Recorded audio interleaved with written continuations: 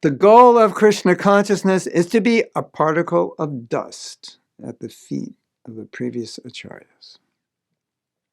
And if you were going to move in the temple and they told you that, you might turn around and run away. So we need to talk about what it means to be a particle of dust.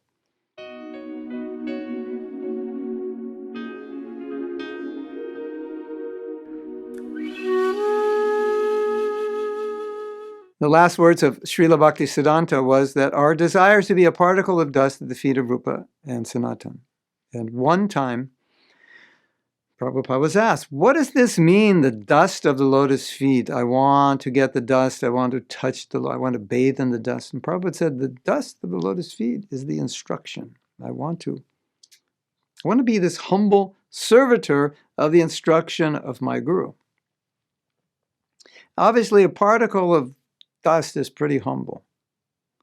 And so the goal of Krishna consciousness, the goal is to be small, like dust. And from our material conditioned state, we think of that and think, oh my God, that would be horrible. If I'm like a particle of dust, I have no existence, no life. Everyone walks on me. Exactly. That was the desire of Lord Brahma, maybe not dust, but grass, and then all the Brajbasis would walk on me.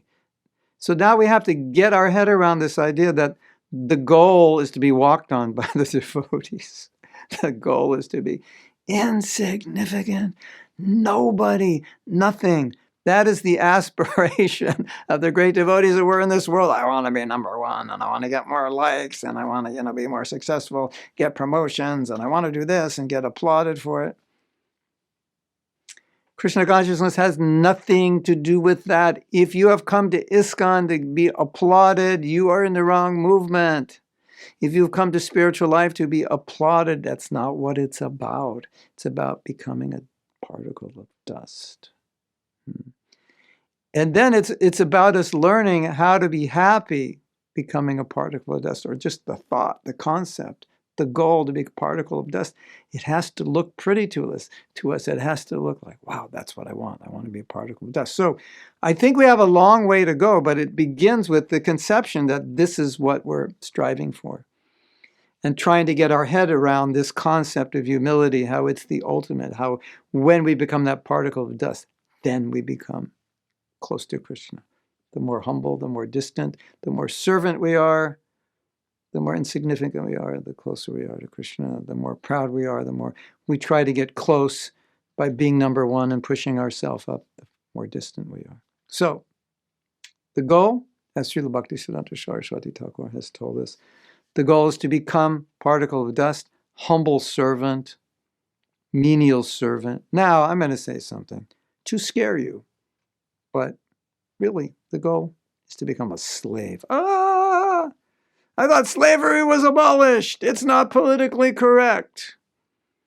In the spiritual world, it's very politically correct to become a slave. Actually, it's the aspiration. Krishna, just whatever you want, I want to do it.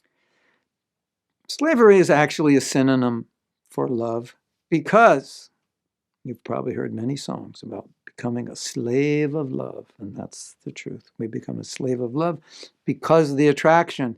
And when we become pure, the attraction for Krishna will become so intense that we'll become a slave of his smile, a slave of his beauty, a slave of his glance, a slave of every desire of his. And that's the goal. That's what we want. Hare Krishna.